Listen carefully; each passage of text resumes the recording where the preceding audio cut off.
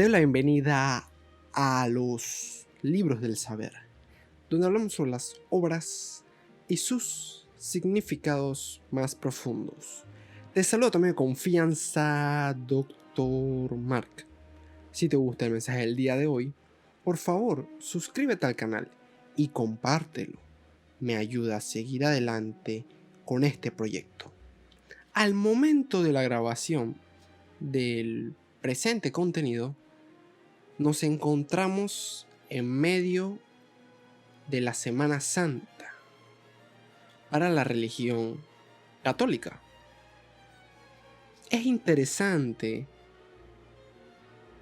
para el canon de la Biblia la traición que realiza Judas Iscariote, convirtiéndose en un episodio central en el desarrollo de esta religión.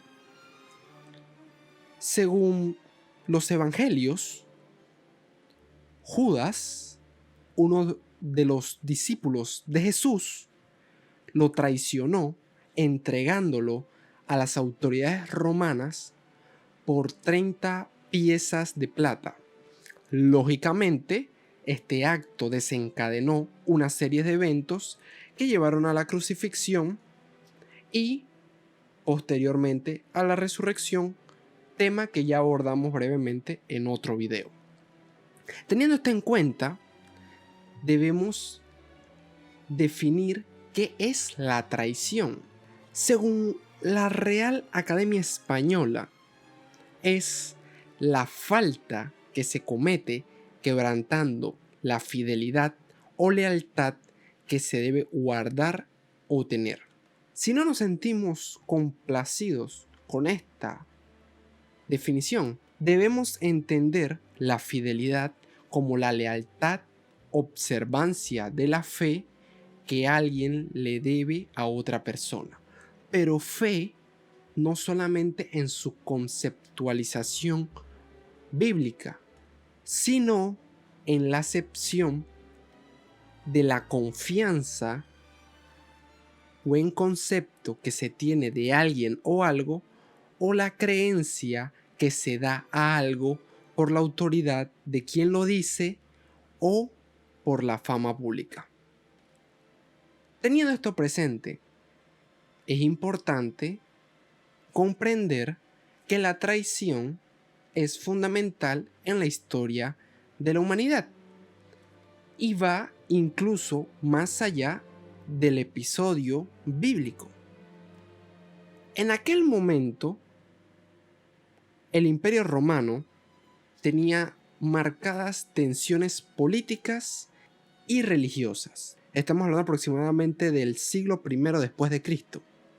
Y lógicamente, existía un fervor religioso y ansias de libertad entre diversos grupos, con múltiples facciones luchando por el poder y la independencia. Sin embargo, esta situación no solamente ocurrió en ese momento, se dio en otras situaciones de la historia. Y precisamente vamos a ver el tema de la traición antes de Cristo y después de Cristo. Cuando observamos la literatura, por lo menos griega, nos encontramos en la Ilíada de Homero el episodio de la traición que comete Agamenón hacia Aquiles. No significó de igual manera la condena a la muerte en poco tiempo, sino una disputa producto de una prisionera de guerra donde Agamenón se apodera de ella y Aquiles tomó unas decisiones que tienen lógicamente graves consecuencias para los griegos en la guerra de Troya. Un tema muy amplio, no abordamos aquí, solamente el ejemplo. De igual forma tenemos a Medea en las obras de Eurípides. Es decir, esta es una mujer que traiciona a su familia y su patria por amor a Jasón. Debemos recordar de Jasón y los argonautas. En aquel momento, ayudándolo en esa búsqueda que él tenía por el vellocino de oro. Sin embargo, se van desarrollando situaciones y Jasón la abandona por otra mujer. Por lo que Medea, que ya había traicionado a su familia, también traiciona a Jasón y comete actos atroces. Es decir, aquí vemos cómo la traición de un primer momento a los seres familiares, posteriormente, al perder ese primer filtro, conlleva a que Medea después realice crímenes horribles, incluso en contra de sus hijos. Otro ejemplo que tenemos es en la obra La Odisea de Homero, donde nos encontramos con ese episodio de los pretendientes que traicionan la casa de Odiseo. Es decir, durante su ausencia, un grupo de pretendientes se instala en su hogar, consumiendo sus recursos, cortejando a su esposa Penélope. Y este es uno de los principales conflictos que Odiseo enfrenta al regresar a Ítica. Estos son solo algunos ejemplos, porque para la literatura griega antigua, conceptos como la traición y la lealtad fueron temas importantes. Y desde cierto punto podemos ver cómo esto preparó posteriormente el episodio de la traición de Judas Iscariote a Jesús de Nazaret. Inclusive en la historia hemos tenido antes de ese suceso muchos ejemplos de traición, pero solamente voy a mencionar algunos previos a la crucifixión de Jesús. Un ejemplo claro es la conspiración de Catilina en la antigua Roma, donde Lucio Sergio Catilina lideró una conspiración para derrocar al gobierno republicano. Esta trama implicaba diversos crímenes en contra de Roma, llámese golpe de estado, asesinatos políticos. Sin embargo, la conspiración fue descubierta y frustrada por Cicerón. Catilina, en ciertos aspectos podemos compararlo con Judas. Otro ejemplo claro de traiciones es la de Bruto y Casio contra Julio César. Dos senadores romanos conspiraron junto con otros para llevar a cabo el asesinato de Julio César en un acto de traición clara hacia su líder. Igualmente son motivos políticos, pero tuvieron una gran magnitud en la antigüedad. Ya la literatura griega hablaba de estos temas, los romanos lo experimentaban en las altas esferas de su poder, y lógicamente, ¿por qué no se experimentaría en otros niveles no políticos de la época? E inclusive aún se observan estos ejemplos de traición en la actualidad. Muy bien, habiendo sentado algunos ejemplos literarios e históricos previo a la aparición de Jesús de Nazaret en la historia, veamos algunos ejemplos literarios posteriores al suceso.